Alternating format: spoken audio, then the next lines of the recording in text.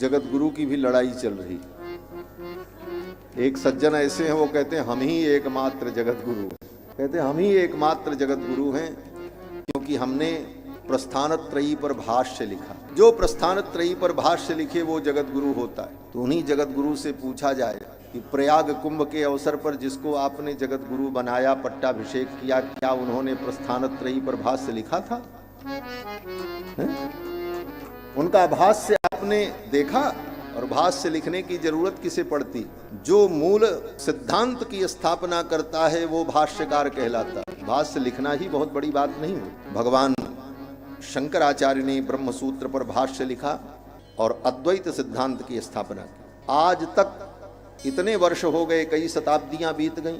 भगवान शंकराचार्य की उस पवित्र परंपरा में एक से एक बड़े बड़े विद्वान हुए जिनके अंदर भाष्य रचने की क्षमता थी, लेकिन किसी ने भाष्य नहीं लिखा। क्यों? बोले भगवान शंकराचार्य ने जो सिद्धांत हमको दिया है हम उसी का अनुसरण करेंगे, वह सिद्धांत हम स्वीकार करते हैं। उसी प्रकार भगवान श्री रामानुजाचार्य ने भाष्य लिखा। 1000 वर्ष बीत गए। श्री वेदांत देशिक स्वामी वरदाचार्य, लोकाचार्य वरबर मुनिस्वामी जैसे महापुरुष हुए, लेकिन किसी ने भाष्य नहीं लिखा।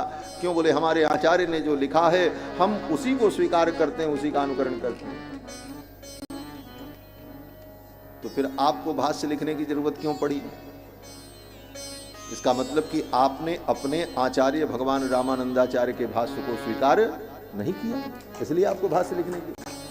और जब उनके भाष्य को आपने स्वीकार नहीं किया, जो जिस आचार्य के भाष्य को स्वीकार करके उस परंपरा का निर्वाह करता है वही उस संप्रदाय में आचार्य के रूप में माना जाता है। तो जब आचार्य रामानंद के भाष्य को आपने स्वीकार नहीं किया और आपने अलग से अपना भाष्य बनाया, तो फिर आप अपने को जगत गुरु रामानंदाचार्य कैसे कह सकते हैं?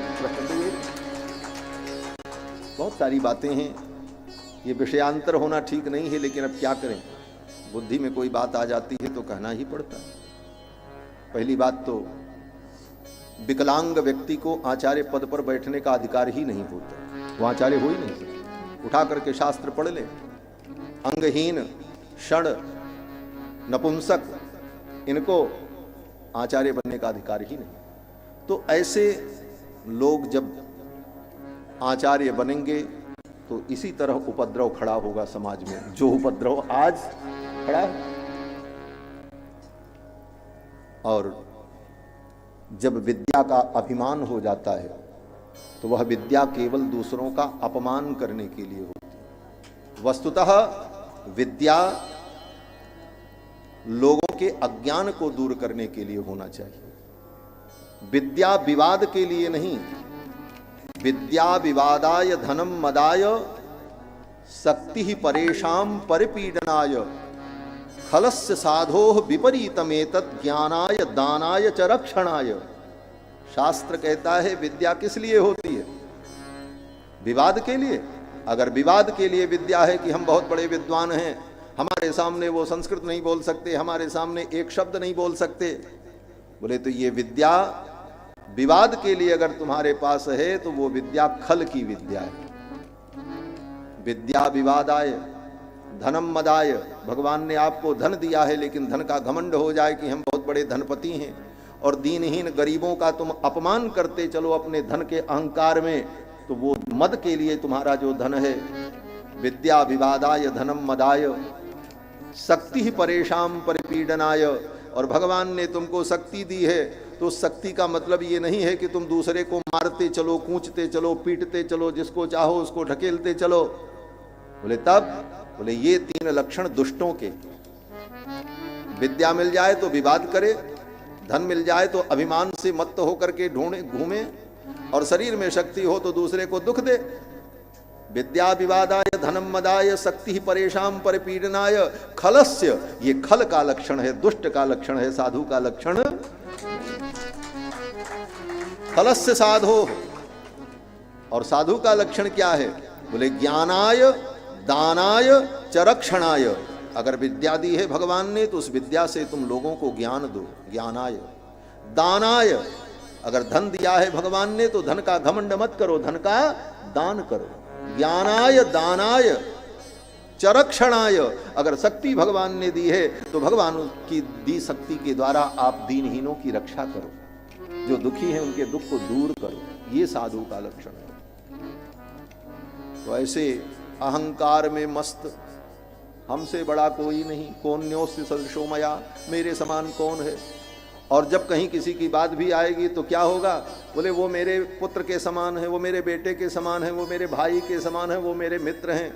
आज तक कोई तुम्हारे गुरु के समान इस धरती पर पैदा नहीं हुआ। ये अहंकार है, अहंकार का ज्वलंत उदाहरण है। धर्म सम्राट करपात्री जी जैसे व्यक्ति को भी कहा कि वो हमारे मित्र। धर्म सम्राट स्वामी करपात्री जी का जब शरीर पूर्ण हुआ था, आज लगभग 44-45 वर्ष पहले, और तब वो 80-85 वर्ष की अवस्था में धर्म सम्राट जी ने शरीर त्यागा। तब आपकी अवस्था तो 25-35 साल की रही होगी, तो 85 साल व्यक्ति से तुम्हारी मित्रता थी। फर्जी बात, झूठ का बवंडर, वो हमारे मित्र थे, वो हमारे मित्र थे, वो हमारे मित्र थे। 1.5 लाख पेज मुझे याद है, 1.5 लाख पेज याद है। तो ये कहने की जरूरत नहीं है, ये दिखाने की जरूरत है करके। कोई परीक्षा ले तुम्हारी तब पता चले। तो ये सब अभिमान उचित नहीं। किसी साधु संत की आलोचना भी उचित नहीं है। उनको संस्कृत नहीं आती, मेरे सामने एक शब्द संस्कृत का बोल दें, अरे भाई, संस्कृत में ही अगर सब कुछ बोलने का गौरव हो तो फिर तो बौद्धों के जितने ग्रंथ हैं वो बहुत सारे ग्रंथ संस्कृत में लिखे।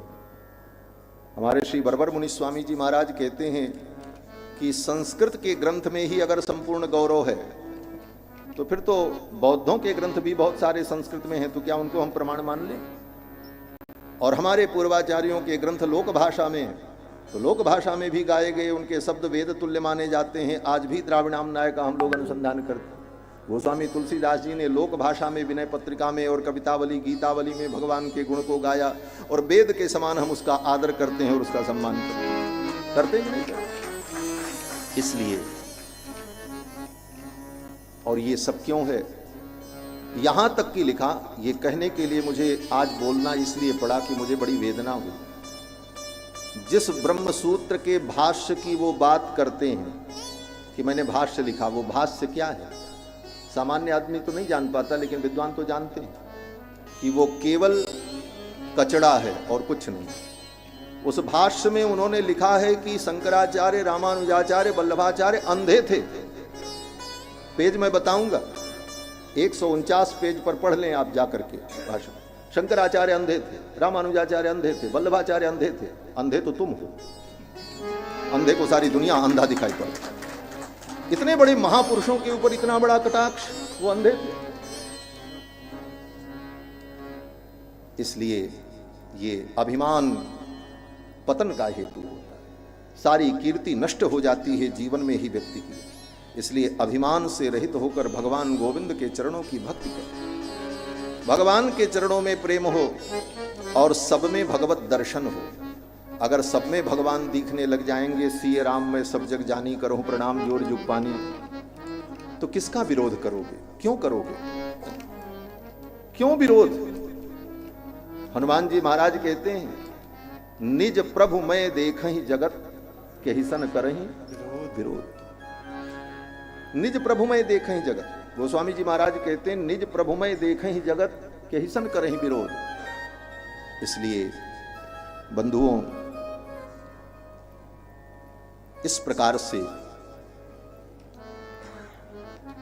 भगवान के चरणों में अपने मन को लगाना चाहिए और किसी भी आचार्य, परंपरागत आचार्य की निंदा अहंकार में पड़कर करना, यह सनातन धर्म का, सनातन धर्म के ह्रास का कारण बनेगा। और आज के इस युग में जब चारों तरफ से सनातन धर्म के ऊपर आक्रमण हो रहा है, बड़े बड़े विधर्मी, बड़ी बड़ी संस्थाएं विदेशों से धन ला करके भारतवर्ष में अपने अपने मत और पंथ के प्रचार के लिए प्रयत्नशील हैं, और चारों तरफ से सनातन धर्म के ऊपर आक्रमण हो रहा है। ऐसी परिस्थिति में सभी सनातन धर्मावलंबी आचार्यों को अपने व्यक्तिगत ईर्ष्या द्वेष से ऊपर उठकर सामूहिक रूप से मिलकर के सनातन धर्म की रक्षा का प्रयत्न करना, जिससे समाज में एक संदेश, अच्छा संदेश जाए, जिससे समाज का कल्याण हो, राष्ट्र का कल्याण हो। कहते हैं कि एकमात्र हम ही जगत गुरु। अब जगत गुरु शब्द का दो अर्थ होता है, थोड़ी बात और भी कह दें, अब जो कह रहे हैं तो काहे को छोड़ना, थोड़ी बात कह। जगत गुरु शब्द का दो अर्थ होता है, जो जगत में पूज्य हो, जगत में वंदनीय हो, उसको कहते हैं जगत गुरु, और जो जगत का स्वामी हो उसको भी कहते हैं जगत गुरु। तो भगवान के लिए जो जगत गुरु शब्द का प्रयोग होता है वह दोनों अर्थ में होता है। भगवान जगत पूज्य हैं और जगत के स्वामी। कृष्णम वंदे जगत गुरु, जगत गुरुम च शाश्वतम तुरीयमेव केवलम। लेकिन भगवान के अतिरिक्त अगर कोई जगत गुरु है तो वह जगत में पूज्य है, वंदनीय है, इस दृष्टि से वो जगत गुरु है। और जो दूसरा अर्थ है जगत के स्वामी के रूप में, बोले वो अर्थ अगर मानो तो फिर वो माया के कारण है, वो माया के कारण अपने को जगत का स्वामी मान रहा है। ब्रह्मा जी ने आगे कहा है भागवत में, यन मायया दुर्जयया माम ब्रुवंती जगत गुरुम। ब्रह्मा जी अपने पुत्र नारद से कहते हैं, नारद जो भगवान की माया से मोहित हैं वो मुझको ही जगत गुरु मान लेते हैं कि सारे जगत का स्वामी मैं हूं। तो भगवान की माया से मोहित प्राणी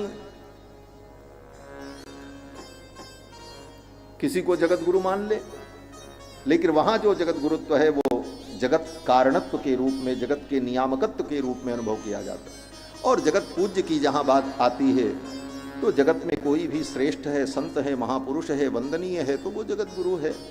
जगत में उसकी पूज्यता विद्यमान है, जगत में उसकी प्रतिष्ठा है। और ब्राह्मण तो ब्राह्मणो जायमानो ही पृथिव्याम अधिजायते। ब्राह्मण तो बिना जगत गुरु बनाए ही जगत गुरु है, वो तो सारे जगत का गुरु। जगत गुरु किसी को बनाया थोड़ी जाता। मनु जी महाराज मनुस्मृति में कहते हैं कि एतद् देश प्रसूतस्य सकाशाद अग्रजन्मनः स्वम स्वम चरित्रम शिक्षेरन पृथिव्याम सर्वमानवा। पृथ्वी के सभी मानव, भारतवर्ष में उत्पन्न होने वाले, आर्यावर्त में उत्पन्न होने वाले जो अग्रजन्मा हैं, उन अग्रजन्मा ब्राह्मणों के द्वारा विश्व के सभी प्राणी, सभी मनुष्य अपने अपने धर्म का ज्ञान प्राप्त करें, शिक्षा प्राप्त करें। ये मनु जी ने कहा, स्वम स्वम चरित्रम शिक्षेरन पृथिव्याम सर्वमानवाः। पृथ्वी के सभी मानव अपने अपने धर्म की शिक्षा प्राप्त करें। तो जो सबको शिक्षा दे वही तो जगत गुरु है। और ये जगत गुरुत्व ब्राह्मण में जन्मजात प्रतिष्ठित है, अगर उसके अंदर योग्यता है, तपस्या है और ज्ञान है। इसके लिए अलग से कोई उपाधि और किसी प्रमाण पत्र की आवश्यकता ही नहीं होती।